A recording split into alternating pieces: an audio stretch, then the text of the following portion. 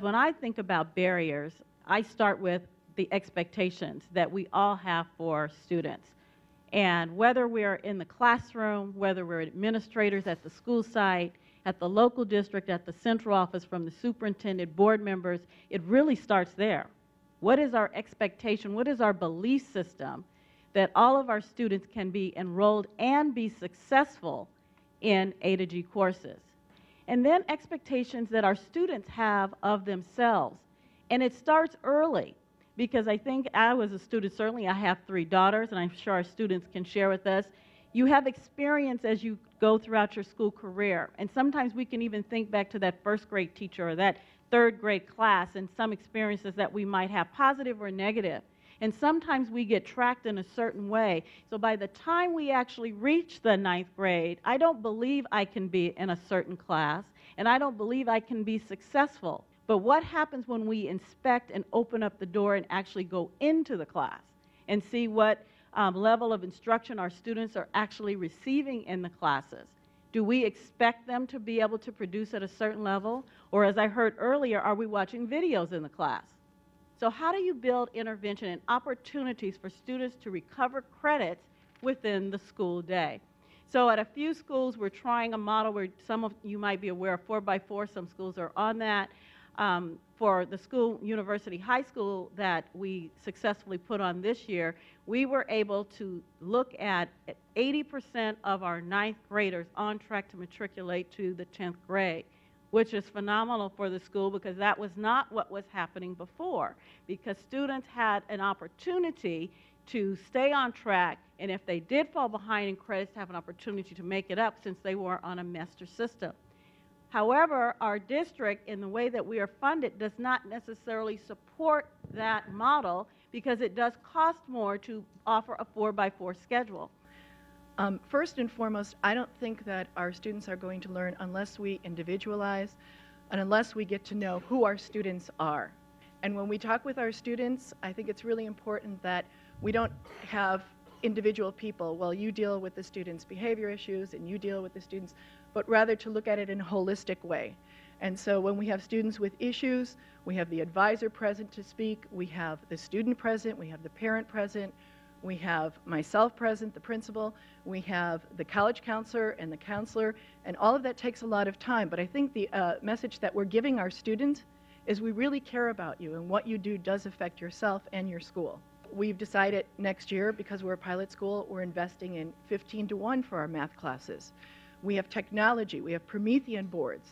This is another opportunity where the students are taught a lesson, and then our math teachers give the students an opportunity to respond using a digital response, and within the next minute, the teacher knows exactly how many students got that answer right or wrong. So if the students are doing it right, they can go off and practice. Those who got it wrong can come over into a corner, and they can work with the teacher, and the teacher can reteach in a different way those same skills. The reason we're here now is because the implementation is even more of a struggle than actually just getting a policy passed.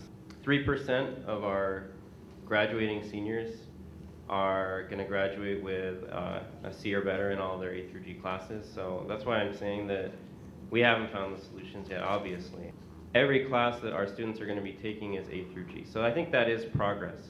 But then we also want to have those career pathways, because we're in a unique position now. Well, it's not unique, but we're in an exciting position because we're actually developing new small schools at Roosevelt. And one of the things we want to really do is implement that multiple pathways approach, where we are integrating the A through G and career pathways for all of our students. So we're looking at those CTE classes, and we want to make sure that those also are A through G classes. So if we offer a business pathway, we want to make sure that the business class is an A through G class.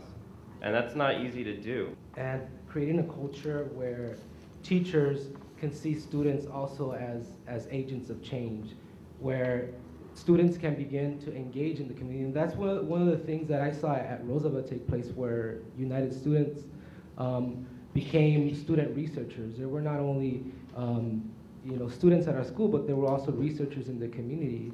And through organizing, they were able to collect data and bring this data, present this data to our schools and to our elected officials. there are reform movements going on at Roosevelt, at other schools. I know that in District 4, the pilot school movement has started. We're part of the pilot school movement. We're one of the first 2 schools.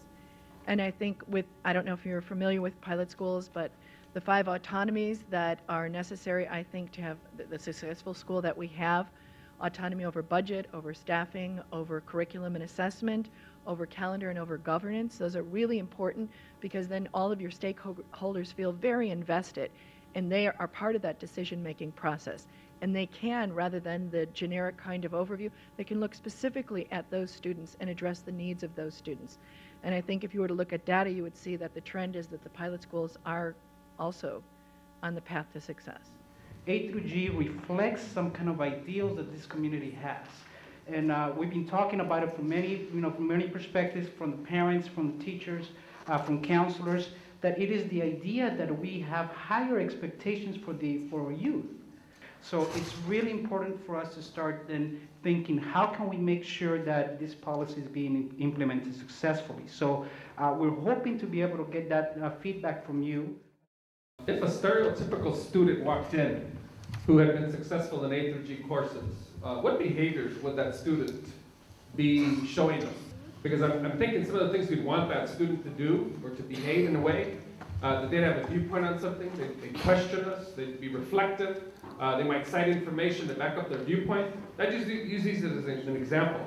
The reason I do that is because what I look at is, to what degree then are the adults behaving in that manner also? You can have wonderful plans, you can have an A through G plan, these different tools, but if you're not changing the culture of the system, the effect is going to be minimal. So what I'm looking at is then, how are we behaving as adults in the same way that we want children to behave? And I think it's something that you need to ask of us in education, how we're doing that.